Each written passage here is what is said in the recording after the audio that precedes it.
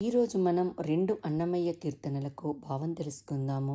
అదివో చూడరు అందరూ మృక్కరు అన్న అన్నమయ్య కీర్తనకు భావం తెలుసుకుందాం. ఓ భక్తులారా, అదిగో చూడండి, అందరూ మృక్కండి, స్వామి పుష్కరిణి అని పిలువబడే ఈ కోనేటి ఒడ్డున సాక్షాత్తు పరబ్రహ్మమే నెలకొని ఉన్నాయి. ఇంత తేజము రవిమండలమున అతిశయించును.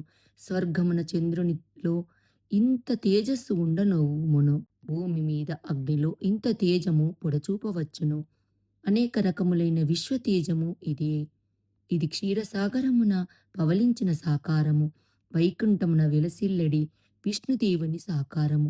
ఈ విధముగా గనులైన యోగీంద్రులు ఎంచిన సాకారము. తడవ తడవకు జగములన్నీ ఎంచిన సాకారము. అతిశయించిన యాగముల యొక్క ఫలమును ఆ దేవదేవుని దర్శనమే.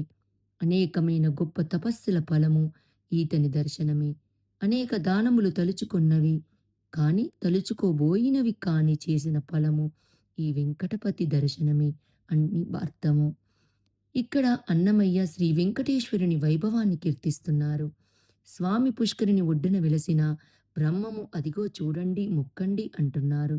విశ్వములో ఉన్న వివిధ తేజస్సు సాకారము ఈ వైకుంఠనాథుడే అన్న తపస్సుల ఫలము, దానముల ఫలము ఈ వెంకటపతియే అంటున్నారు అని రావణు తలలట్టలు బొందించి అన్న అన్నమయ్య కీర్తనకు భావం తెలుసుకుందాం.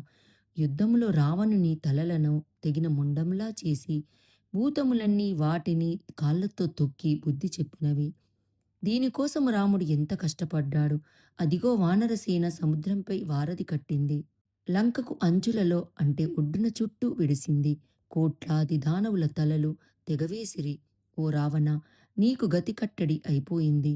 ఇంతమంది కపిసేన ఒక్కసారిగా నీ కోటను ఎక్కారు. దానవులంతా చెరలో చిక్కారు.